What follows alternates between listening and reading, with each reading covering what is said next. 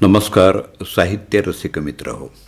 आता ययाती या कादंबरीचं हे पुस्तक परीक्षण कौस्तुभ ताम्हनकर याने केलेलं आहे. सादरीकरण दत्ता सरदेशमुख. ययाती.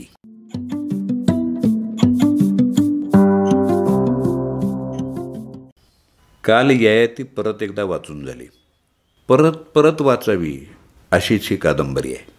यातली 25 पात्र आहेत आणि ती अशी आहेत.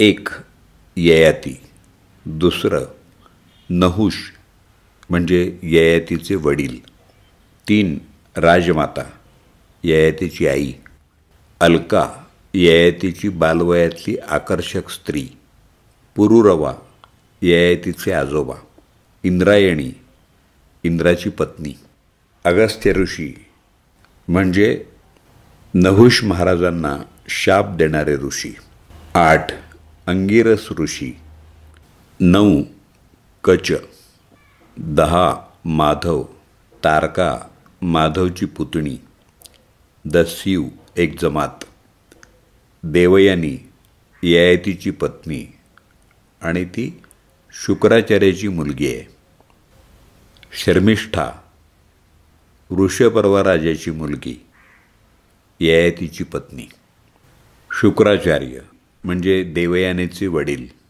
16वं पात्र मुकुलिका दासी ययातीची प्रेयसी, कलिका ही पण दासी आहे, अलकाची आई आहे, 18वं पात्र माधवी माधवची वाग्दत्त वधू, 19 माधवची आई, अमात्य पुरु शर्मिष्ठेचा मुलगा, यदू देवयानीचा मुलगा, 23 यती ययातीचा भाऊ, 24 मंदार आणि 25वं पात्र वृषपर्वा म्हणजे राक्षसांचा राजा.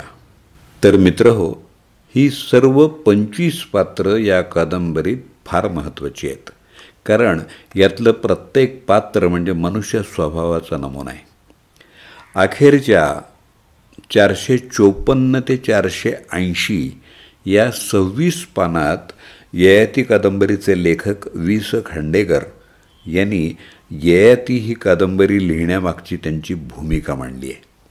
त्या भूमिकेत ते म्हणतात की ही जरी पौराणिक कादंबरी असली तरी ती सध्याच्या काळात देखील लागू पडते. या कादंबरीतला ययाती हा जरी कादंबरीतला राजा असला तरी तो सध्याच्या काळातला सामान्य माणूस आहे. असा राजा जो ऐहिक सुखाच्या व्यसनात गुरफटलेला आहे. विज्ञानानं सामान्य माणसावर सुखाची बरसात केली आहे. इतकी केली आहे की ही सुख सामान्य माणसाच्या जगण्याचे अविभाज्य भाग बनलेले आहेत. माणसानं सुखाचा उपभोग जरूर घ्यावा, पण त्या सुखाच्या आहारी जाऊ नये.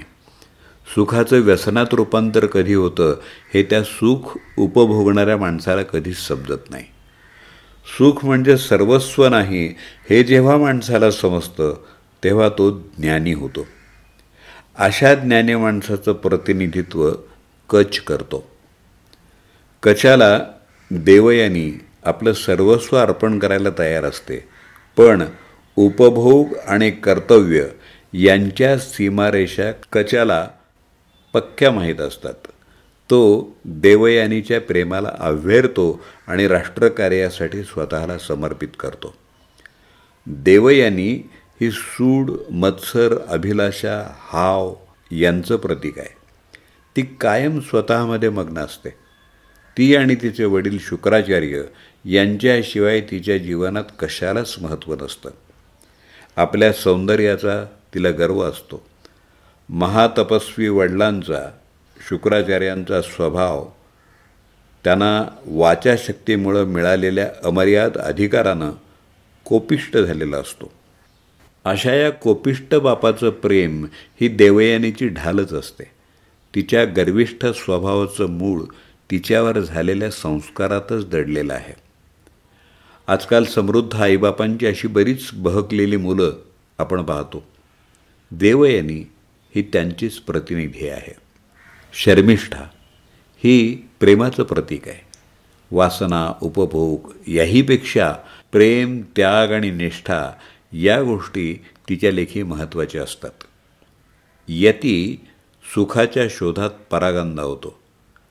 पाण्यावरून चालणं, आगीतून आरपार जाणं असल्या अचाट विद्या तो हस्तगत करतो. तरी देखील त्याला सुख सापडत नाही, कारण तो कायम अतिटोकाची भूमिका घेत असतो. माणसात असलेली कामवासना हीच सर्व अधोगतीचं कारण आहे असं त्याला वाटत असतं. वास्तविक कामवासना नरामध्ये जन्म घेते, पण कामवासनेची जनक स्त्री आहे. म्हणून कामवासना नष्ट करायची असेल तर समस्त स्त्री जातच नाहीशी करायला हवी अशी यतीची टोकाची भूमिका असते. या टोकाच्या अतिरेकी भूमिकेमुळंच तो कादंबरीच्या मध्यात वेडा झालेला दाखवला आहे. ज्या अर्थी देवानंच पुरुष आणि स्त्रीला निर्माण केलेलं आहे, त्या अर्थी त्या निर्मितीत पाप नक्कीच नाही. शौर्य पुरुषाच्या पदरात टाकलं तर सौंदर्य आणि प्रेम स्त्रीच्या नसानसात पेरलं. आणि मानव वंश वाढीसाठीच देवानं समागमाची योजना आखली आहे. समागमासाठी पवित्र वातावरण निर्माण करण्याकरता दोघांच्याही मनात कामवासना देवानंच फुलवलेली आहे. कामवासना नसेल तर समागमात आनंदच निर्माण होणार नाही. नराच्या शौर्यामुळं स्त्रीमध्ये कामवासना शृंगारते, तर स्त्रीमधलं सौंदर्य आणि प्रेम यामुळं ती नरात उद्दीपित होते आणि उभयतात शृंगाररस स्त्रवतो. ज्यावेळी हा शृंगाररस दोघांपैकी एकाच्यात निर्माण होतो आणि समागम घडतो, त्यावेळी तो एकानं दुसऱ्यावर केलेला बलात्कारच असतो. बलात्कार हा काही फक्त पुरुषच स्त्रीवर करतो असं नाही, तर स्त्रीसुद्धा पुरुषावर बलात्कार करू शकते. पण आपल्या संस्कृतीत संभोग निषिद्ध मानला आहे आणि संभोगाची भूक असलेल्या स्त्रीला व्यभिचारी मानलं आहे. म्हणूनच चांगल्या कुटुंबात पुरुषानं जबरदस्तीनं केलेला संभोग म्हणजे सुद्धा बलात्कारच. पुरुषात स्त्री असू शकते आणि स्त्रीमध्ये पुरुष असू शकतो, हे समजण्या इतकी प्रगल्भता आपल्या समाजात नाही. जेव्हा स्त्री प्रकटपणे अत्याचार जाहीर करते, तेव्हाच अशा संभोगाला बलात्कार म्हणून प्रसिद्धी मिळते. ययाती या कादंबरीत इतका पुरोगामी विचार मांडलेला नाही, कारण तो काळच पुरुषप्रधान संस्कृतीचा होता. तरी देखील या कादंबरीत वर्णन केलेला स्त्री पुरुषांचा प्रणय, मिलन, शरीरसुख, संभोग आणि समागम यांचं वर्णन इतकं कलात्मकरित्या केलेलं आहे की त्या वर्णनाला अश्लीलतेचा कणभरही दर्प येत नाही. उलट शृंगाररसाचा मधुर सुगंधाचाच येतो असं वर्णन असणं हेच या कादंबरीच्या अनेक सुंदर अंगांपैकी एक अंग आहे. मित्रहो, प्रत्येकानं वि.स. खांडेकर यांची ययाती एकदा तरी ही कादंबरी शांतपणे आस्वाद घेत वाचायलाच हवी.